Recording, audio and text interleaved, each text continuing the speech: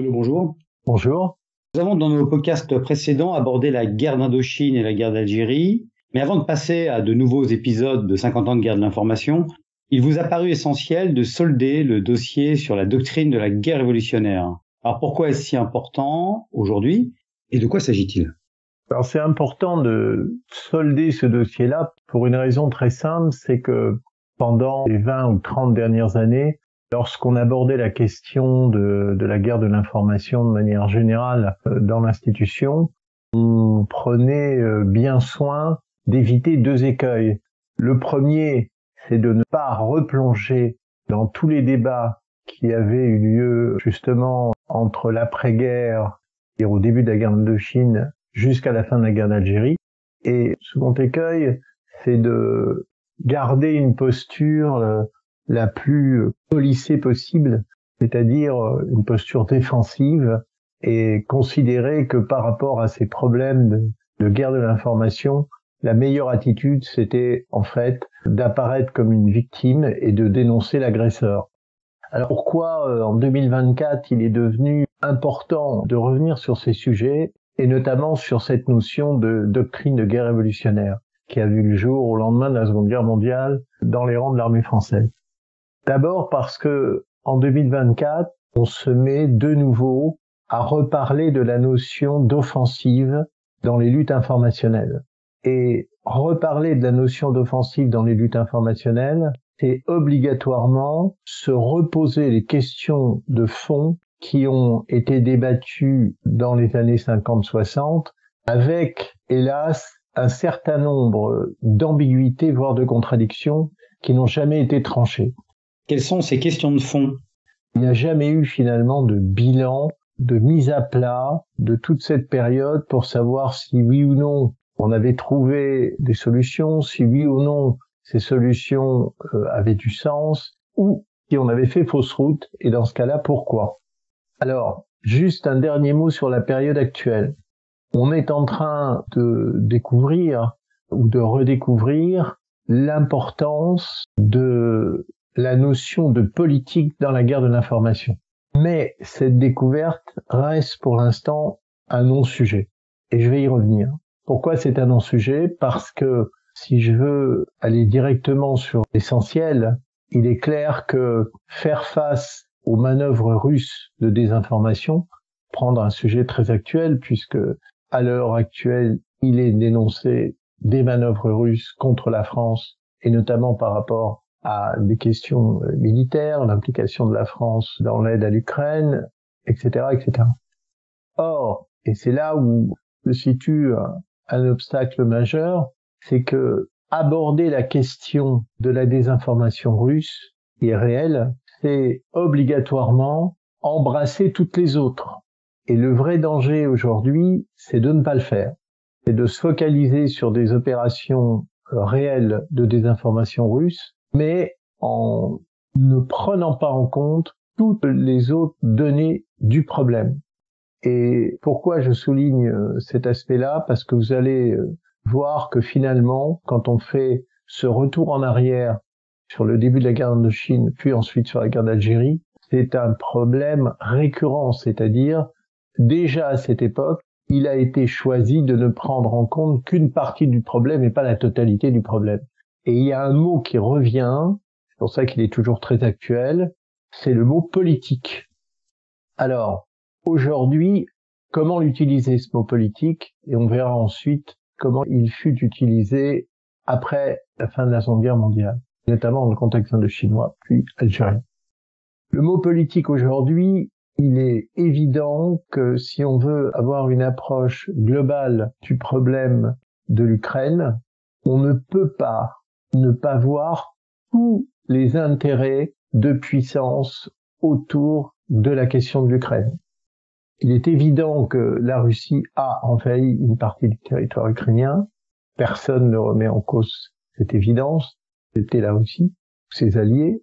Mais il est aussi évident que depuis facilement 20 ans, les États-Unis d'Amérique mènent sur la zone une politique très particulière d'affaiblissement du pouvoir russe à l'égard de l'Ukraine. Et cette dimension géostratégique ne peut pas être occultée. Elle est réelle. Elle est tout aussi réelle que l'attitude hostile de la Russie lorsqu'elle envahit une partie du territoire ukrainien. Et c'est là où on en arrive toujours au terme central du mot politique. C'est-à-dire que quand on analyse une situation telle que la guerre en Ukraine aujourd'hui, ne pas vouloir prendre l'ensemble des problèmes de nature politique, c'est obligatoirement faire un choix, et un choix qui peut s'avérer dangereux dès lors qu'on occulte une partie des problèmes. Il est clair que il est très difficile aujourd'hui, dans l'évolution du contexte ukrainien, de ne se focaliser que sur l'attitude de la Russie et de ne pas analyser les intérêts géostratégiques des États-Unis depuis au moins 20 ans dans la même zone. Et sachant que lorsqu'on analyse les intérêts géostratégiques des États-Unis dans cette zone-là, on constate que la lecture qui consiste à dire « ils veulent défendre la démocratie ukrainienne » relève purement et simplement d'une démarche de propagande. Le sujet est quand même nettement plus compliqué. L'Ukraine est un pays qui présente tout un tas de défauts en termes de démocratie, et la corruption n'en est qu'un que parmi d'autres. Et à partir du moment où un pays comme les États-Unis mène depuis 20 ans des stratégies d'influence en étant très présent sur le sol ukrainien, avec quand même une arrière-pensée qui est celle d'affaiblir la Russie dans la zone, il est impossible, je dis bien impossible, de ne pas prendre en compte cette réalité. Car si on ne la prend pas en compte, ça veut dire qu'on est, une fois de plus, dans le piège de l'occultation d'une partie de la question politique du problème. Quelle est la racine de cette occultation ? Au lendemain de la Seconde Guerre mondiale, donc, se pose pour la France une question très importante, à savoir que va devenir son empire colonial, et notamment la partie de son empire colonial qui se situe dans ce qu'on a appelé l'Indochine. À ce moment-là, il y a eu une sorte d'hésitation, puisque, rappelez-vous, on a fait venir en France Ho Chi Minh, c'est-à-dire on a fait venir en France l'homme qui se présentait comme le libérateur du territoire indochinois et qui réclamait l'indépendance, au nom de cette posture politique, justement. Et en France, il y a eu une hésitation dans le sens où on réfléchissait à la fois en termes de préservation des intérêts français liés à l'existence d'un empire colonial, d'une part, et d'autre part, le fait que il y avait quand même des personnes assez lucides, notamment, je pense, au maréchal Leclerc, pour bien cerner toute la difficulté qui était de maintenir les intérêts d'un empire colonial français dans la zone. Et là, on entre directement sur le problème politique. Alors, quel est ce problème politique ? Le problème politique, c'est quoi ? C'est que si on remet les choses à plat, on a d'un côté une force qui est censée représenter le peuple indochinois, et cette force s'appelle le Viet Minh. Je simplifie les choses. En face, on a la France, qui, elle, représente les intérêts de son empire dans la zone. La question qui va se poser, c'est qui a la légitimité ? Et la réponse, elle est très simple. Elle est évidente. Celui qui a la légitimité est celui qui, de fait, porte une idée de justice. Et l'idée de justice, elle n'est pas du côté de l'empire colonial français, elle est du côté d'un peuple qui cherche à obtenir son indépendance.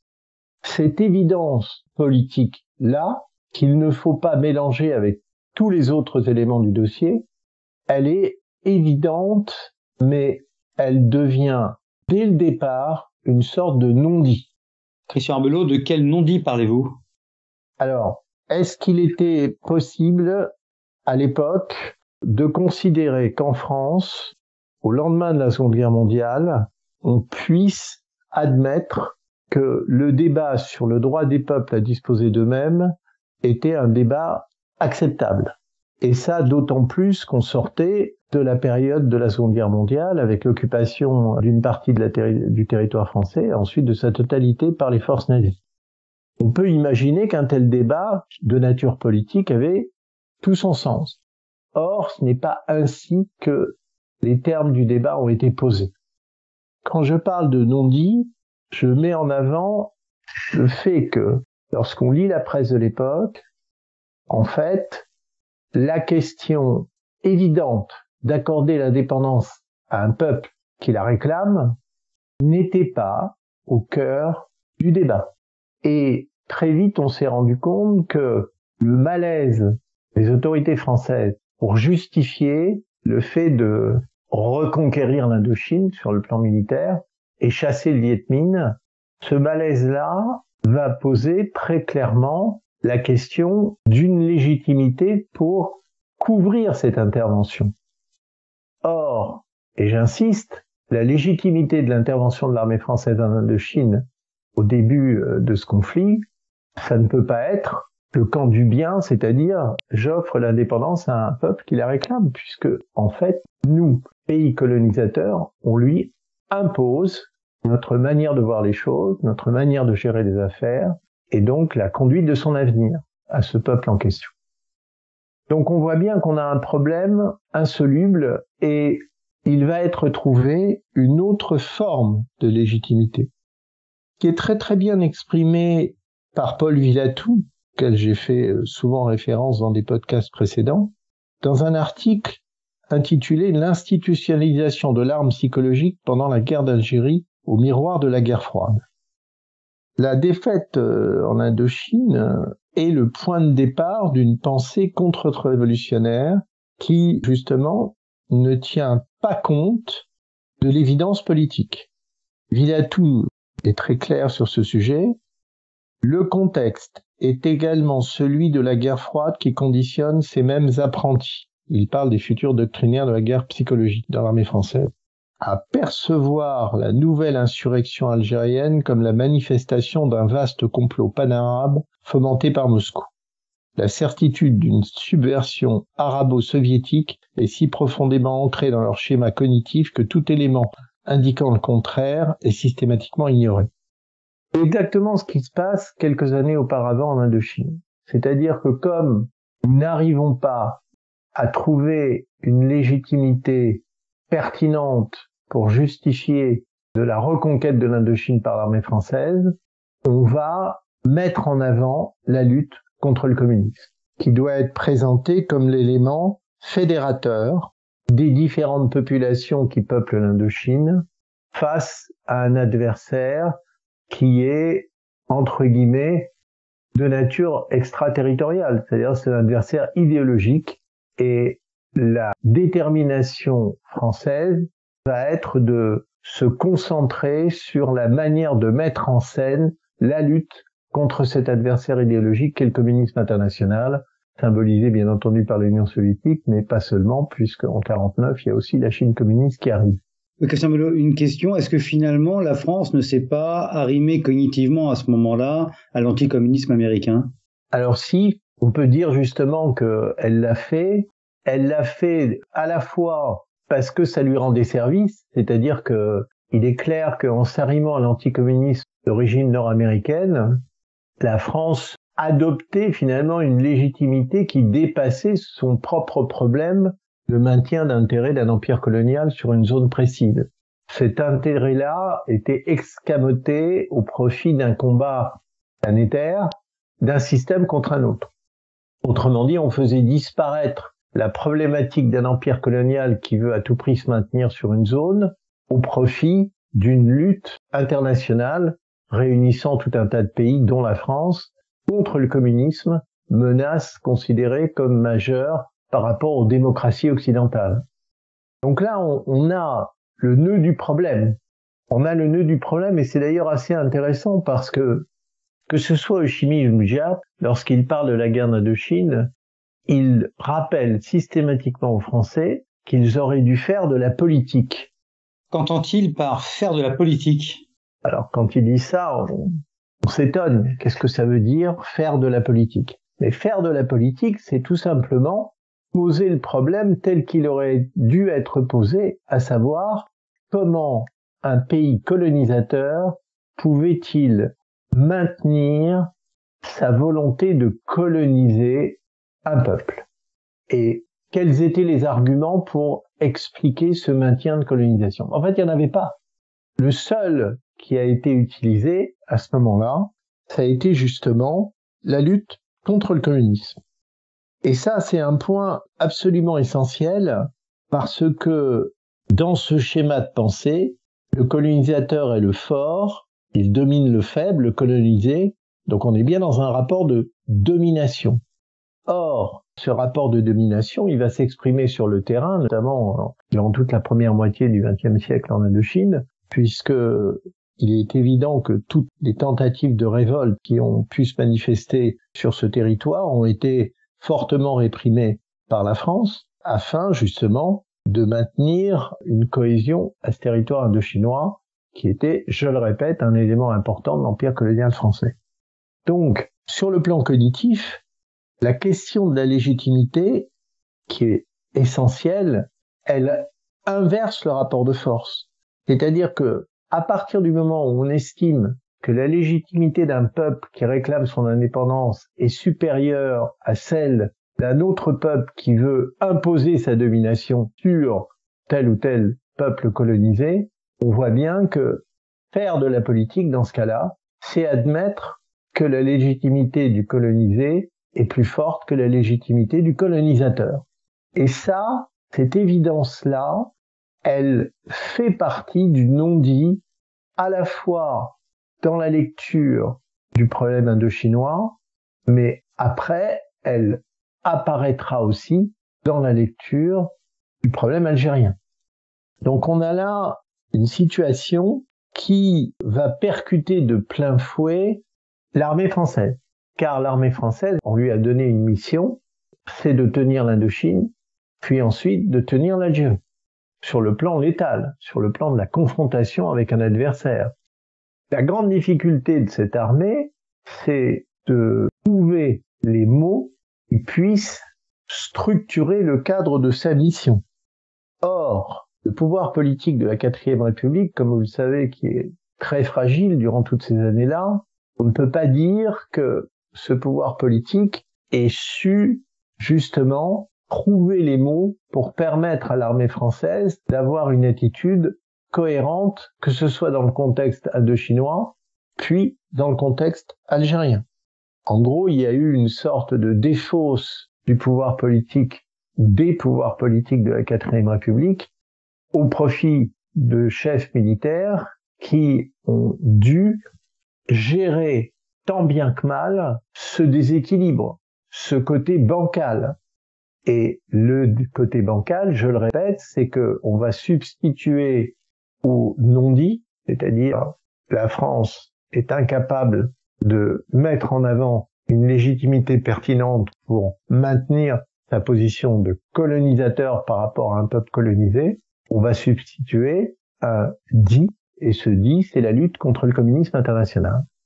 Et c'est une manière, j'insiste, de s'échapper du piège initial. C'est-à-dire qu'à partir du moment où la lutte contre le communisme international est une lutte qui déborde des cadres territoriaux tels que le cadre indochinois, puisqu'on va voir apparaître d'autres conflits en parallèle, que ce soit en Malaisie, par exemple, du côté britannique face à des forces communistes, ou durant la guerre de Corée. Donc, cette internationalisation de la lutte contre le communisme international permet justement d'évacuer le problème politique. Et évacuer le problème politique, j'insiste lourdement, c'est qu'est-ce qu'on dit à un peuple colonisé quand on est le colonisateur? Et comment on peut apparaître comme la force du bien dès lors qu'on est dénoncé comme la force du mal? La question est simple. Il ne s'agit pas de la regarder sous tel angle comme un Rubik's Cube. Elle est simple. Et nous n'avons pas de réponse à cette question. Les tentatives amorcées par la France à travers l'Union française, à travers la création d'États associés, à travers la réhabilitation de l'ex-empereur Baodaï pour essayer de faire croire à une vietnamisation du problème indochinois en disant finalement la France permet à une partie de ces territoires de s'administrer eux-mêmes, de se doter d'une armée nationale, bref, faire oublier que la France est le pays colonisateur. Non, la France est et demeure le pays colonisateur en Indochine jusqu'à son départ. Et c'est bien là que le problème se pose, car si j'en reviens aux militaires, qu'est-ce qui va se passer du côté militaire? Comment vont-ils gérer, comme on dirait vulgairement, cette patate chaude? En fait, les militaires, on va leur demander de remporter des victoires sur le terrain, on va leur demander d'essayer de vaincre le Viet Minh, et on va aussi leur demander de limiter l'influence du Viet Minh auprès des populations indochinoises. Mais, Christian Belot, comment contrer la subversion du Viet Minh? C'est là qu'on voit apparaître des officiers de l'armée française qui vont commencer à rédiger des textes qui, plus tard, seront considérés comme les éléments de la doctrine de guerre révolutionnaire. C'est-à-dire ces officiers sont bien connus dans certains milieux, je pense à Trinquier comme à Galula par exemple, partent du principe que l'insurrection qu'ils ont à contrer, elle fonctionne à cause de l'art de la guerre communiste. Et donc, il faut inventer un autre art de la guerre. C'est-à-dire que la vision militaire des luttes informationnelles de l'époque, c'est nous sommes face à un adversaire redoutable qui a une machine de guerre informationnelle qui s'appelle la culture subversive, et notre objectif, à nous militaires, c'est de résister à cette machine de guerre et de la contrer là où c'est possible, voire éventuellement de la vaincre là où c'est possible. Or, et c'est bien là que se pose le problème, lorsqu'en octobre 54, les militaires français font le bilan de leur échec d'une certaine manière en Indochine. Ils n'ont pas réussi à vaincre le Viet Minh. Ils n'ont pas réussi à faire en sorte que la population qui peuple les territoires indochinois sorte de son influence, accepte finalement la politique française dans la zone. Donc il faut tirer des conclusions. Et en octobre 54, on a un général qui s'appelle le général Chassin de l'armée de l'air, qui publie, après la défaite en Indochine, dans la revue militaire d'information, un article dont le titre est éloquent, du rôle idéologique de l'armée. Qu'est-ce que ça veut dire? Ça veut dire pour le général Chassin qu'il faut appliquer les méthodes de l'adversaire, et la plus importante d'entre elles, selon lui, c'est l'arme psychologique dévolue aux forces militaires du monde communiste. Autrement dit, les militaires, de nouveau, analysent la situation en fonction des problèmes qu'ils sont censés gérer. Et quand un militaire fait face au Viet Minh, son problème, c'est l'influence du Viet Minh auprès de la population. Et la question qui se pose pour le militaire, c'est comment contrer cette influence. Et on voit bien que le militaire va se concentrer sur cet art de la guerre subversif. Contrer l'art de la guerre subversive Viet Minh, qu'est-ce que ça veut dire? Qu'est-ce que ça veut dire à partir du moment où, quand on s'adresse aux populations, on ne peut pas leur promettre l'indépendance, puisque c'est le Viet Minh qui réclame l'indépendance. Donc qu'est-ce qu'on va leur raconter concrètement?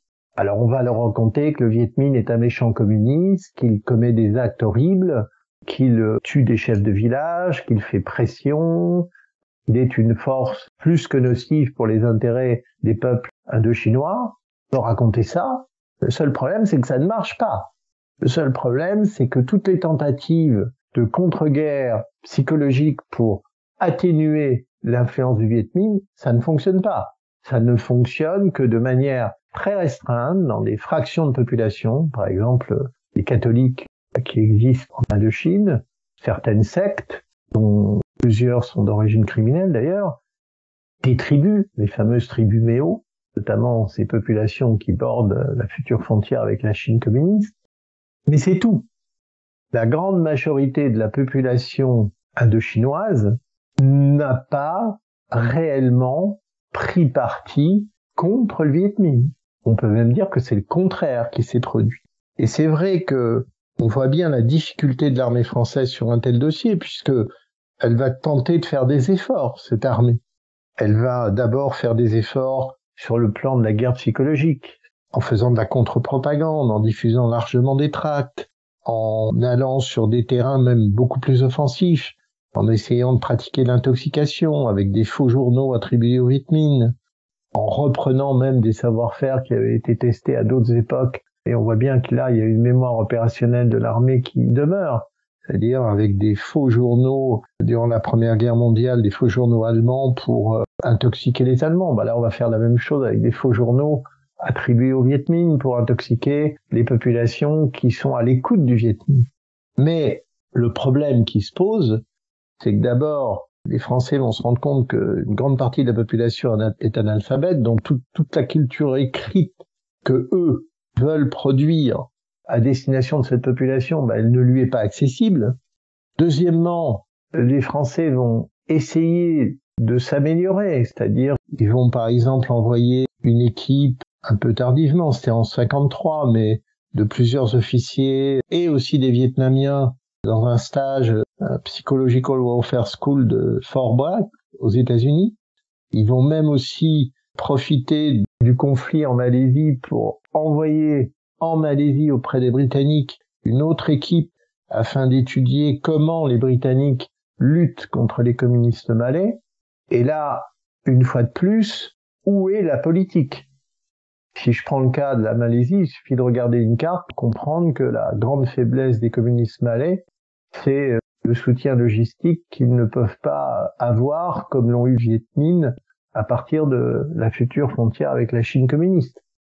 Ce sont des forces de quelques milliers d'hommes totalement isolés sur des logiques d'insularité et qui vont se retrouver face à un ennemi, une force britannique beaucoup plus importante en nombre, plusieurs dizaines de milliers de soldats, avec des capacités de frappe sur la logistique des communistes malais qui étaient largement supérieures aux capacités de frappe de l'armée française sur la zone indochinoise et sa complexité. Donc, on voit bien que le problème au niveau strictement militaire, il est faussé. C'est-à-dire que tous les efforts que l'armée française va tenter, et elle ménagera pas ces efforts, elle va y laisser une très forte contribution d'ailleurs, notamment du côté officier, y compris les pertes engendrées par les coups subis. Ces efforts ne permettront pas de changer cette inversion du rapport de force. C'est-à-dire, dans le cas de l'Indochine, nous n'avons pas su trouver une légitimité qui contrecarrait celle du Viet Minh. Et ça, c'est un problème politique. Et ce problème politique, on va le retrouver dans la guerre d'Algérie, alors posé en d'autres termes, mais avec une matrice qui, comme le rappelait Villatou, va se conforter dans cette posture. Nous luttons contre le communisme international, et pour lutter contre le communisme international, il faut utiliser les mêmes armes que lui. On regarde très attentivement comment est organisé le système soviétique, on regarde très attentivement comment fonctionne au sein même du système soviétique tout ce qui peut être lié d'une manière ou d'une autre au procédé de guerre révolutionnaire, c'est-à-dire au contrôle des populations, à la manière d'affaiblir l'ennemi, d'affaiblir sa présence. Et on voit bien là que on va voir apparaître une théorie qui est cette future doctrine de guerre révolutionnaire, avec des hommes qui vont porter cette théorie, que ce soit Lacheroy, puis Trinquier, puis Galula ou d'autres, et dont le principal problème va être le contrôle des populations. Et c'est là où on verra se formaliser tout un tas de solutions préconisées pour déplacer les populations, créer des hameaux stratégiques, comment faire pour isoler les populations de l'influence de l'ennemi, avec des conséquences qui vont souvent être très compliquées, voire parfois catastrophiques. C'est-à-dire que quand on déplace des populations, on les sort de leur cadre de vie naturelle, de leur cadre de résilience ou de survie, ou de vie, et on n'invente pas comme ça artificiellement d'autres cadres sur des zones sécurisées ou qui se veulent sécurisées. Donc, la question du contrôle des populations sous un angle politico-militaire, avec l'arme psychologique qui va bien, ne résout absolument pas le problème politique de base. Répétons-le 15 000 fois. C'est-à-dire, à partir du moment où un peuple réclame son indépendance, qu'est-ce qu'on lui répond? Si la réponse est de dire, c'est pas le problème nous on est là pour vous aider à faire face au communisme international, on voit bien qu'on est à côté de la plaque. On voit bien que tout ce schéma démonstratif ne répond pas aux attentes des gens qui, eux, ont une idée fixe, c'est l'indépendance. Et c'est là où tout le problème de l'élaboration de la doctrine de guerre révolutionnaire va prendre une ampleur absolument démesurée. Pourquoi une ampleur démesurée? Parce que l'armée, échaudée par la défaite en Indochine, n'aura en Algérie qu'une idée, c'est prendre sa revanche. Et prendre sa revanche, c'est trouver les moyens de contrer l'ennemi, là où il est.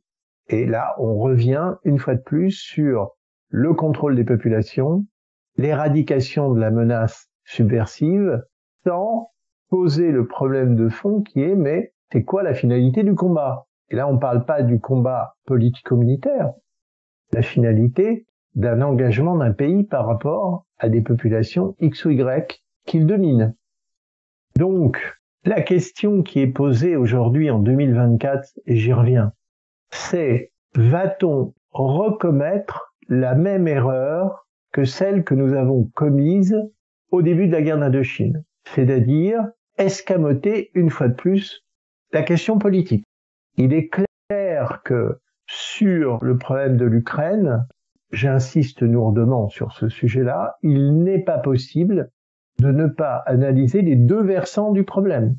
C'est-à-dire d'un côté l'invasion du territoire ukrainien par la Russie et de l'autre la stratégie des États-Unis d'Amérique d'affaiblissement de la Russie sur cette même zone géographique bien avant le début de la guerre en Ukraine.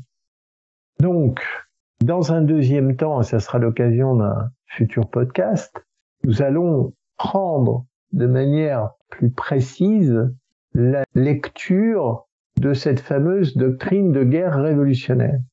C'est-à-dire comment elle a été déployée, quels ont été ses effets, et là on est dans le cadre du conflit guerre d'Algérie, et quels ont été ses résultats. Christian Bello, merci pour ce recadrage essentiel, et donc nous nous retrouverons prochainement pour un podcast afin d'analyser les limites tactiques et stratégiques de ce que la France a appelé la 7e arme.